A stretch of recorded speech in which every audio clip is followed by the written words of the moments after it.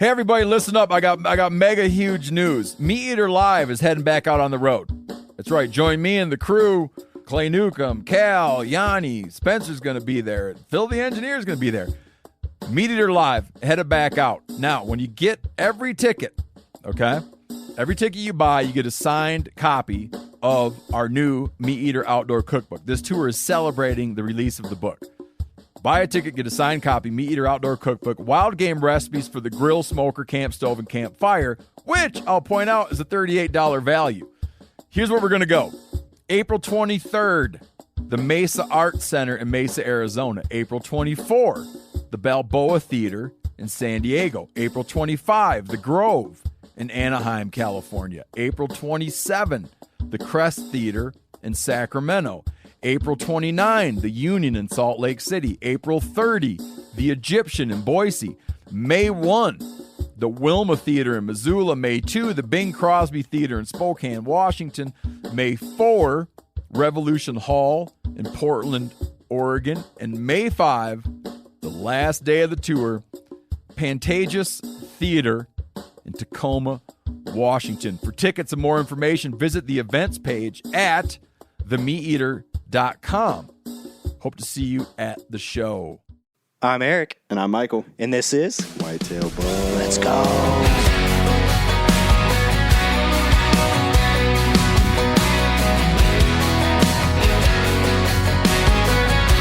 Welcome back, everyone. Whitetail Bums. Episode 3. Can't believe we're here. I know, it's been a month, so Tyler says. Which we have a very special host today. The guy who's been yelling at us to get another podcast out. Everybody thinks Tyler's just such a cool guy. And then behind the scenes, You just gave it away. he's just a boss. That's all he is, man. Tyler Jones is our host.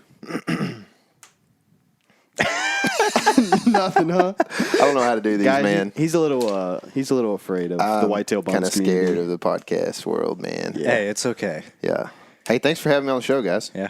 Yeah. Appreciate it, man. I'm really glad that y'all are doing one back by popular demand. It's crazy how the audience had to tell y'all to do another one, man. Yeah. Actually, Cassie Smith did tell me to do another one. Yeah. She said, Michael, you have a voice for radio. I said, I don't think that's a good thing, but You thank said you, a Cassie. face, too. No, she did not say a face. She did not say a face. Yeah. I'm glad to be here, guys. I'm just honored to be on the Whitetail Bums podcast. Welcome to the bum life. I've been there before, bro. I think we got welcome to the bum life in the past couple of years. I feel very bum right now. Bum tired. Yeah. That 3:45 alarm this morning was not a very fun one. No. Yeah, I want to hear about this because I got a text at 7:20, and it said, it's 7:20, and we still don't have two guys in the stand yet. No. It was terrible. It was. Tyler said we had a worse morning a couple days ago, but I think today might have been the worst mornings I've ever had as a part of the element. I was more frustrated in that other morning. Yeah. This morning, I think my expectations were lower. Yeah, I can get that. When you're walking in and the sun's rising behind you, it's just not a very good feeling, though. No. Like, you're just kind of freaking out, trying to figure out The one thing how to that set up. is tough for Casey and I think we've actually killed a lot more bucks since we have split up. And there's a lot of reasons, but one big reason is he and I could literally talk all day about anything. Oh, yeah. And so, like, we'll plan. We'll be like, all right, 20 minutes for this. Let's do 15 for that. Oh, actually, let's do another 5. Let's do 20 for that because something's going to happen. Let's add some time there. And by the time, we're like, all right, we got to get up at 3:45. We got to leave at, 4:15 or whatever time. And by the time we get done, like, talking when we get out to get in the boat or we get, whatever we're going to do, like, when we get in the truck and we're, like, looking around or when I'm loading my stuff in his truck or whatever, we start riding together, man, things get really tough. I thought it was very interesting. Last night we were all sitting around doing the math of when we need to get up. And at some point we got to, like, a 4:10 or something. And Casey, like, we went and redid the math. And somehow it got to 4:20. I'm just not sure how we got that extra couple minutes. Well, because he just came up with a number. Mm. And He it was just, like, it this just is so when I happened to want to be. wake up and leave. So Yeah, it that's just, when we go. so happened to be a like random number that was close. Yeah. I mean, I'm sure they got set up in pretty good time, but we had to walk. So did they Yeah, a drop little you bit. guys off first? No, we went in the same spot. We hunted Oh. two different sides of a slough, or a bayou, or whatever you want to call it, and bio, and That's where I'm from. it's bio. It's the side that they hunted was right near the boat, pretty close, and our side was like, I mean, it was at least I never measured it under 6/10 straight line. I saw some 7s in there, but I wasn't being super accurate. But, you know, we probably walked 7/10 of a mile pretty easy, like walking in through all the stuff. And it was, you know, I had to cross a couple of, like, feeders to that bayou and stuff. And it's just, yeah. The main reason that we were getting in so late, I did my first interview at 7:52. Wow. Yeah. I've never climbed up the tree and immediately had to put an ND filter on in the morning. Yeah. It was crazy. Without saying much about where we are right now or anything, we got into a tree, or we got to a tree that I thought was going to be the tree we need to get in. And it's, you know, if we'd gotten this tree, we'd have been hunting at a pretty decent time. It wouldn't have been bad. Sure. So, like, it's big at the bottom, but it's, you know, it narrows out a little bit. So I've got these tethered 1 sticks, and they've got Amsteel ropes on them that are pretty long. I like it a lot. Like, they're probably at least 7-foot ropes. And so I get this thing. The first one, like, I have to go up high. This is kind of a trick I've talked about on the podcast before, but I have to get the first, like, on some of these bigger trees, it won't go around at, you know, waist level. So I go up above my head, and it's thinner up there at, you know, 7 foot, and I can tie that on and add. I always carry a 3-step aider, so I drop this 3-step aider off, and I mean about go to the ground nearly. It's probably 4 foot of What aider is that? The Amsteel guy made it for me. I don't even know if he's making stuff anymore or not. Dude, but those aiders are really nice. I like 'em. And I don't want to say the brand of stick we were running before, but those aiders will like pinch your foot. And if you're in a rubber boot, it is hard to You got not foot size the size of Tyler's. You definitely ain't. Yeah, I don't know how he can even get up in them, but those ones, it's like a square. So when you put your foot in, there's no like getting stuck, and, like trying to get your foot out, and almost falling because you're trying to get your foot out. And I appreciate those old aiders too, because when you need them, you need them. Yeah. So I mean, I appreciate them, but like it's handy to have it come out, you know, and be there. But yeah. So we go up first stick, and I go essentially an aider, like a 3-step aider, plus 4 sticks, and I get all the way up. We're probably like we're at least 16 foot, if not higher. I don't know. You're up there, or you were up there. I get up there, and he sends me a platform. Like, hey, send me your platform, and I take our platform and I put it around the tree, and this tree did not thin out very much. And I'm talking, I had the rope maxed out, and it literally was 2 inches from going on there. In fact, did I get it on at some point on there? No, you never got that one on. Okay. So, well, no, I did. You did. How did I do that? You like twisted it to the side and then put it on there and just got it on jank. And you looked down at me and you went, and I was like, oh, this is not about to be good. This is something bad just happened. Yeah, there was no tail on the strap. Yeah, and you were like, I can't get it any more tight. I do not feel good about this. I was hoping I could like fingertip pull that tail out a little bit and tighten it down, cinch it down, and I could not get the tail out because it was just that close. I mean, and so I was like, this is just not safe, man. I mean, we could sit there and be, you know, locked into the tree with lineman's belts and all that, but like, it still just doesn't feel good when your platform gives out and you start falling down the tree, you know? It's also really different when you're 20 foot up instead of 6 to 10. Like, it's a big difference in if you fall. So I set up a platform, 4 sticks, and a 3-step aider, and decided we should not sit in that tree. So we tore the whole thing down. Michael's like moving stuff while I'm tearing stuff down, and we rush over to this other tree. It's 15 yards away. It's not the ideal tree. It's got a lot more limbs on it and stuff that are kind of like little limbs that are in the way more than anything, and kind of make a lot of noise with leaves on them and stuff. It's an oak tree, but it's a little bit smaller. And anyway, long story short, we get up there, but it takes, we were not settled and ready to shoot a opening interview in the tree until 7:52. Let me ask you this, because I've sat in a lot of trees with you. What up, Casey and Greg?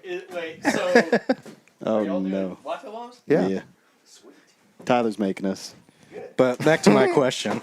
Michael hates it. No. I sat in a lot of trees with you, and a lot of them are complicated. But you also pick the right tree a lot of the times. So, what are you looking for when you're trying to decide the right tree? Hold that thought. I have an announcement for everyone.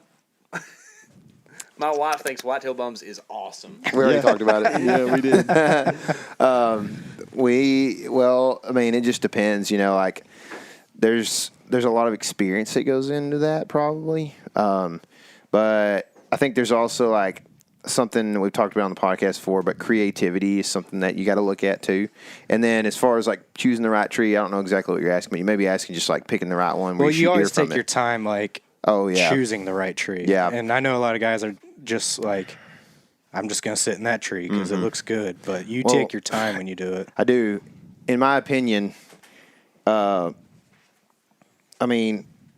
I hunted by myself, it would be different. It wouldn't take quite as long. But you have to look at where all the limbs land and think about yourself as a right-hander and how you're going to get shots as a right-hander. A lot of people don't understand, but they will put a ladder stand up facing directly where they want to shoot. And it's if you're right-handed, you got to square up. If you're left-handed, you got to square up the opposite way. But you cannot just be facing and pull your bow back to your sternum, So you have to square up, just like if you're going to hit a baseball. And so you think about that and see where your platform will land, if it's going to be straight in that section that your platform is. And then I usually try to put my cameraman on my right-hand side. And so I have to think about his situation, if he can get in there on a close level with me or maybe slightly higher. Sometimes you end up a little bit lower, but not always. Most of the time it's even or a little bit higher. And then does he have shots? Can he video from that too? And then also just how much cover has this one got compared to that one? How many shots? One thing that a lot of people do wrong, in my opinion, also is they'll set up in a good tree, but there will be a big bushy crown of a smaller tree that is, it starts at 6 foot up and goes all the way up to 15 foot. And it's right next to the tree that you're sitting in. And it's you can't really shoot off of it. You can't see over it or through it, very well. When you've got leaves right in your face, you just can't see through that mess very well. So you can't see deer coming from that direction. So I like to pick trees that don't have other trees beside them too much. They don't have any blind spots, So that's kind of generally my thoughts. And then I just think about wind and stuff like that. And, if the wind is perfectly advantageous for you, it's probably not the best. You want to pick something that you feel like the deer are going to move because they have a decent wind in some direction. It's not on their tail, even though they will walk in on their tail. They definitely will from time to time. But that was a light wind too. Yeah. Very switchy. Yeah, it's not just 15 mile an hour at the tail. So I would definitely say your camera guys. I would say definitely one of your camera guys really appreciates not having bushes in front of him. yeah, when it is some open, where's he going with this? Hardwoods. Don't be making that face, Casey. Facey. When it is open hardwoods, it is camera guys just best dream. Oh yeah, It can't be any better. But deer don't like it. So. No, raccoons do though. Raccoons definitely do. I can't wait for people to see the Nat Geo. I was going to say, I heard you got some Raccoons. sick raccoon footage. We did. I don't know if the Element has better raccoon footage. I don't know if people do, dude. It's gonna be awesome. I hadn't seen it. Who knows? Might be out of focus, but No, it's in focus. I It is believe it. very in focus. That reminds me, when I was editing Rut Fresh, Oh no. KC said something about a cross. What A was cross. that about? What was that about? I can't really answer. Listen, Well, listen, dude. Tyler's got Dude, you. northern people say crossbow. Yeah. Do they? I didn't know that. Okay, then never mind. No, we do not. It is crossbow. It's not a crossbow. No, it's not across the bow. Even though I guess it kind of does go across the bow. A crossed? Yeah, No. it makes a cross. but- Okay, you're done with this podcast. We also have Greg just walked in, Greg, and he wasn't on the last Whitetail Bums. does he need to get podcast. my headphones? That's what I'm thinking. Okay. Maybe we take a break here and get Greg Greg, on just hop because on the- he's got some things to talk about. Just hop. The hop wants you to hop on Hop the has podcast. requested. Thanks for joining, though. Hey, thanks for inviting me. Yeah. Thanks for the question, Michael. I hope you can get that inside out shirt off and get you a shower at some point. Y'all don't have to do this much longer. But No.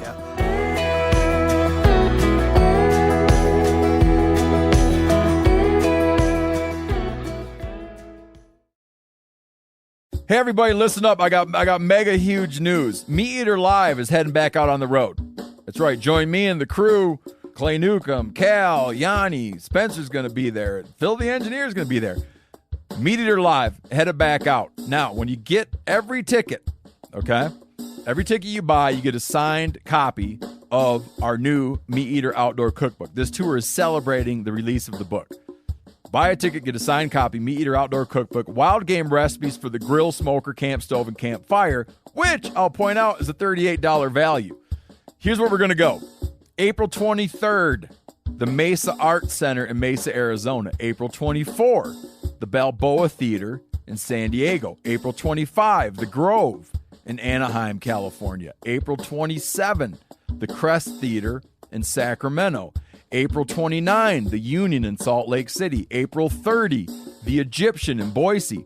May 1, the Wilma Theater in Missoula. May 2, the Bing Crosby Theater in Spokane, Washington.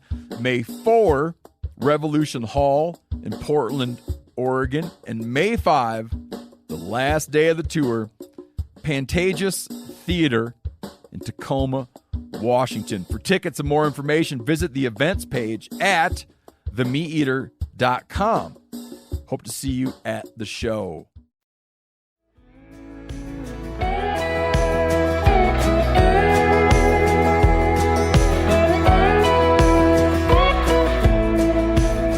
All right. What's up, Greg? I'm here. It's been a while since the last time you were on this. How Yeah, was been the? been a little busy. You've been hunting like pretty much all November. Yeah, surprisingly. Like, How many days were you hunting your property? I went down there the first time, and I probably got to hunt 5 straight days. It was, you know, as a cameraman, I did not expect to get to hunt 5 of the like premier hunt days in, you know, the first part of November. But You had some good days though, right? yeah, I saw a lot of bucks, but I haven't put in the work on my property to like set it up to be like really huntable for the rut. Like I've got a couple feeders and a couple of setups, but it just like I have no trees like prepped to like just yeah. hop in a saddle and go hunt. So There's not a lot of trees around, from what I remember. I mean, there's a few here and there, but it's a lot of. it's a lot thick, like thick, nasty. cedar and like there's Yeah. some live oaks, but I mean, unless you like get in there with a chainsaw and like cut Yeah. some You gotta shooting do a lot lines. of trimming. Is that what makes the turkey sit up in that one tree? You think?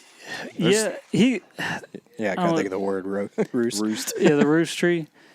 They like those live oaks right there on the edge there, and they can. Dude, he was roosting in the same tree every time he would roost on Greg's property. It was Yeah. awesome. Man. Yeah, we're talking about a turkey I killed in this past spring. I think that video will come out this spring, Yep, this coming spring. but that was pretty cool. Casey got to film that one. Dang, dude. Casey just took over from where I started. I'm But, jealous. But anyway, the property is not really. I haven't done much work to set it up for bow hunting, especially during the rut, because I have a couple setups on feeders, but other than that, it's kind of hard to hunt. But So did you hunt mostly on feeders or in between, like trying to work movement going to feeders? yeah, on the first trip, I was mostly just trying to get where I could see, and I got up in the tree that I killed a buck out of last year, and it's one of the few trees that you can like get up, and I like that tree because you can see a lot, but you're not really intruding too far Yeah, and for messing sure. things up. Access is real good on that tree. So I can just like hop out there, get up in that tree, and I can see some stuff, and I can slip out without messing up too Dude, much. when we were turkey hunting, obviously it was in the spring, so it was, a little different mindset. There were deer going everywhere. I could not believe all the deer that like we were pushing out of there. I was like, Dad, gummit, Greg, you got a spot over here. Yeah, it's been the last couple of years have really picked up there because like my neighbors like quit hunting, and That will I've definitely do it. last couple of years I've started to feed all year long on the feeders. So I'm trying to hold deer all year long, and it seems to be paying off. Are you primarily throwing corn, or what are you throwing? I got 3 corn feeders, and every once in a while, now this is my secret, but I guess I'll share it. Dang, dude. Exclusive Greg right here. Every time I go and fill the feeders, I'll dump a bag of protein pellets on the ground, and the deer, for whatever reason, they hammer that stuff. Even after they're done growing antlers. Interesting. Anywhere from the lead up to the rut, they just the mature bucks just hammer that stuff. Golly. And in October, that's a good way to kill one. Yeah. So last year when you shot that buck, I was just wondering a little bit ago, was that your first deer you shot out of a tree? Yeah. That's what I thought, because you do a lot of ground hunting. Yeah, I got a saddle, joining the element, and that was the first deer I've ever shot out of a tree or out of a saddle. I shot deer out of a tripod. Yeah. That's kind of like the Texas thing. brush country thing to do. I could definitely see a tripod being real nice on your I property. wish I had like 5 or 6 more of those things, but We need a tripod sponsor bad. For real. I can't find any of the good ones. Like they used to make these like really good tripods like in Texas, and you could find them. But now you got these like kind of cheaply made ones that are like at Academy or whatever, and you got to assemble it all yourself, and it's got all these different parts and pieces.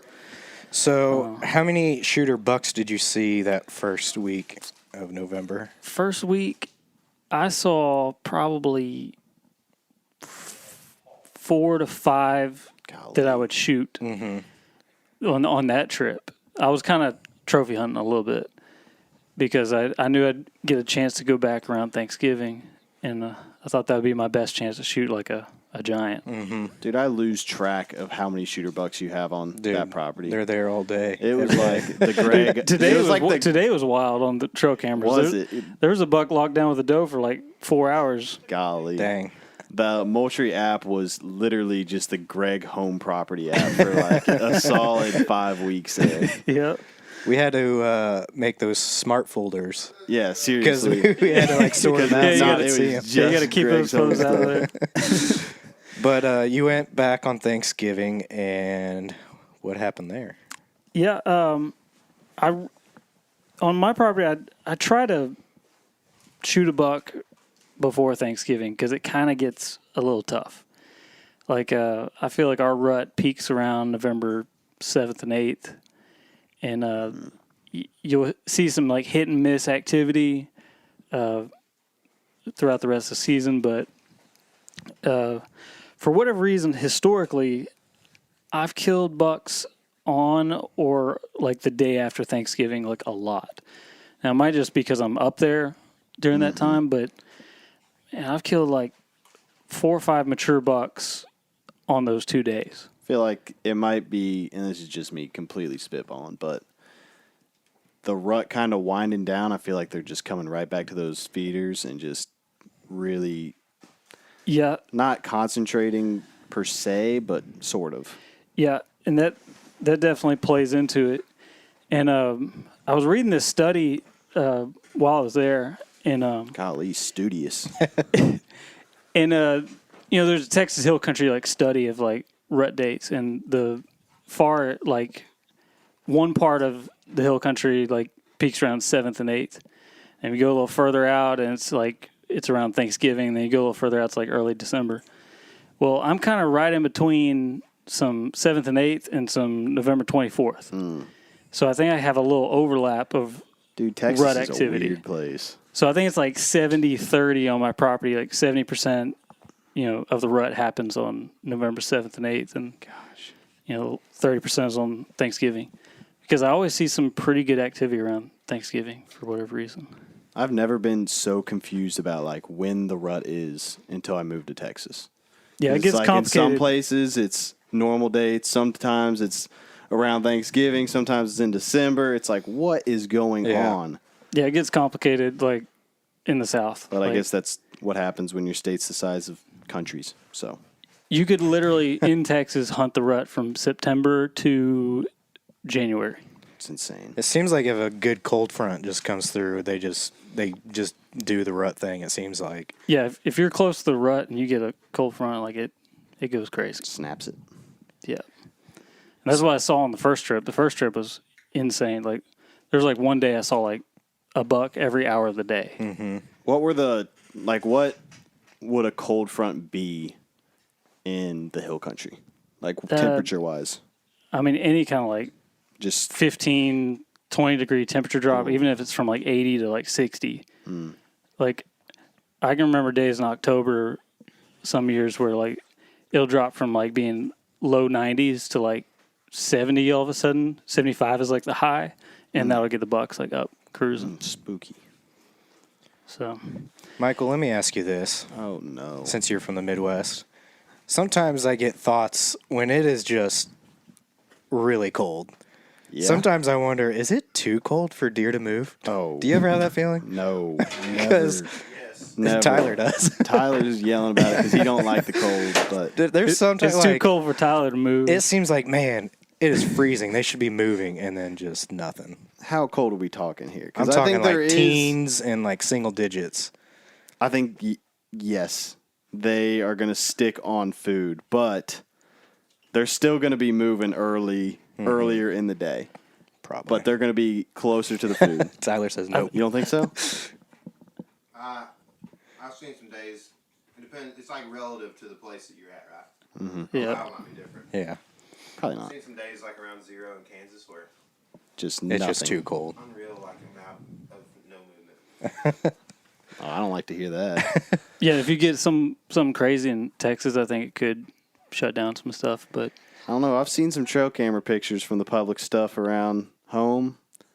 if Snow on the ground, real Yeah. cold. If you get snow on the bucks ground- I think there's they snow on the feed. ground. if you get snow on the ground in Texas, deer go everywhere. Yeah. Like That's like I've seen a it once in once. 15-year thing pretty much. because it's just ice otherwise. Once in 15 years.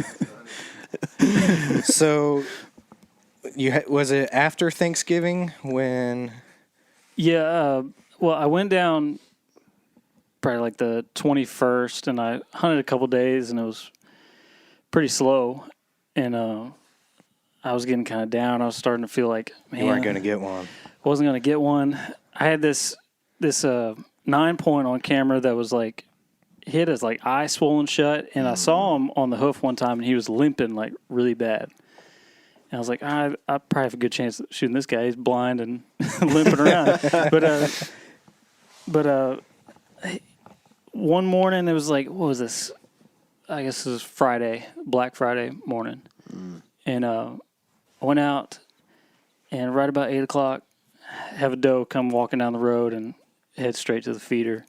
And I keep looking behind her, and here he comes. I see him limping down the road. Old limp. And he was like shadowing her and like wouldn't leave the downwind side of her. And he was 15 yards from me, and he's about to walk like straight down the road, get right in front of me. I'm about to shoot him at 20 yards. It's about to be perfect. And for whatever reason, like I've got some brush piled up around this like spot so that like deer don't go into the thicket with me. Like I try to keep a little barrier. And so I'm in there and he's at 15 and all of a sudden he just decides to come in here with me. And he just hops over the brush and gets to like 7 yards. Oh my goodness. And so I'm like, I don't get buck fever really, but when I'm out of position like that, man, I start breathing hard and Got the Greg eyes going. Greg eyes are going. I watched this deer. He yawned at like 7 yards. That was pretty cool. I didn't get any of this on film because I'm self-filming. It's just, he's not supposed to be there. He's supposed to be in front of the camera. But, and then he does a snort wheeze at 7 yards. Oh my goodness. And I caught the audio of that and it was pretty cool. The doe kind of freaked out and like, It's a good way to freak me out for sure. yeah, I was freaked out. But he gets to, so he's at 7 yards, and he's got an injured back leg, and that's why he's limping. And he kept turning his head to like lick his back leg, and he would do it for long periods of time. And he did it twice. I'm like, okay, if he does that again, I'm just going to draw and shoot him frontal at 7 yards. Oh my goodness. And he turns his head to lick his back right leg, and I look at the doe. She's looking away, and so I have to move the camera arm out of the way to like draw back. And when I move the camera arm, the doe caught me, and she bolts, and the buck is just standing there, doesn't know what's going on. And at this point, I'm convinced he's blind because at 7 yards, I was able to like turn my body like 90 degrees and like pull my bow up, and he did not once look at me. And so I started drawing back, and I had a couple of creaks in my bow, and he didn't like it. He bolted Out of there. Blind but not deaf. Yeah, he can still hear pretty good, but he ran off, and I felt, I'm like, my chances are That's it. not good. That's it. This is over. Yeah. But there was another buck that was getting on camera, and he was cruising around the property pretty regular. He's a good 8-point. I was like, yeah, I'd shoot that if I see that. And so I decided to go to the same spot that night. And about 5:30, hear footsteps about 25 yards behind me, and he starts walking up.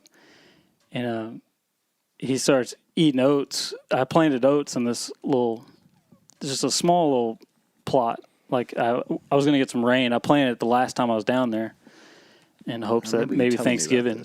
Yeah. Yeah. I just tried it. I didn't know if it was going to, when I went in there to hunt, I was like, oh, good. The oats came up. I was like, that's cool. Golly, dude. But he was eating oats, and he walked through the oat patch and kind of headed up towards the feeder. And on camera, like he doesn't stay there long. Like he usually just like walks up, maybe eats a little bit of corn, and he's gone within a minute or two. Like, so I knew I had to do it quick. And he walked out to about 14 yards. Golly, Can't dude, do any that's better a than good that. range Turned right his there. head the opposite direction. I was like, all right, here we go. I drew back. I mean, he heard me draw back, and he whipped his head around, and it was too late. Too late. And It's a quick bow. yeah, I aimed. I'm used to shooting slow bows, and Slow bow. so I aimed at the bottom of his heart, and I hit him in the bottom of the heart. Nice. Smoke, dude. How far did he run? He ran about 57 yards is what I marked it, and pretty easy blood trail. And Now, when you're self-filming, how is the recovery trying to do all that? doing the recovery is hard. It's not the easiest thing. Probably the best thing to do would be, I only had one light. Casey just ripped off Michael's Crocs. Golly, dude. Those things probably stink. I'm sorry, dude. Got a little sweat to him. Got a lot of sweat, dude. I'm telling you. But anyway, yeah, self-filming a recovery is kind of difficult. Mm-hmm. But I'd recommend doing like a GoPro at yourself and then like filming in front. But I only had one light, so I'm like flipping around, changing the lighting, and then flipping it back around. And so it's I think I made a video. And Cool. That video should be out fairly Dude, the soon. footage is sick for Yeah, I a got self-film. I got the shot on film. I That's kind of the knew where toughest the shot part. would happen. So Yeah, for sure. I was like, kept it on that spot. I don't think a lot of people understand how hard it is to kill a deer self-filming. I don't care if it's by a feeder. I do not care. It is tough to get one. And what's bad for filming, but at a lot of times you can be like, all right, I'm just going to kill this thing. Yeah, you definitely did.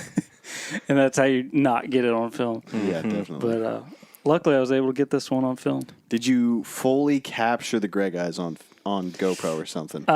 The celebration, Fist bump. Greg eyes. Got a fist bump in There's there. a lot of lefty fist pumps going down. People don't understand how intense the Greg eyes are. Greg sees a big buck and Dude, is it's like, anything. What do you mean it's anything? When we went with Brian to hunt hogs and Greg took the rifle to shoot that coyote. Oh, dude, I was forgot like, about that. This man's on a mission all of a sudden. That's when we knew Greg was going to be a killer. What are you that making? day. Eggs. Cool. There we go. Well, sweet, dude. need something to Congrats. Yeah, thank you. It was a lot of fun, and he's probably the second biggest buck I've shot on that property with the bow. So First one was last year? yeah, Yeah, dude, that's awesome. yeah. Last year's buck was a toad, Tank. but this one is no slouch, and I was lucky to kill him. Well, Casey's whipping us up some eggs right now. We're hungry, so Tyler just had a video release on the Meat Eater channel from South Dakota, dude. so be sure to check that out, and hopefully we will record another one of these. We need here to very record soon. another one before we all go our separate ways for Christmas. For Oh yeah, we will. So thanks for listening, guys.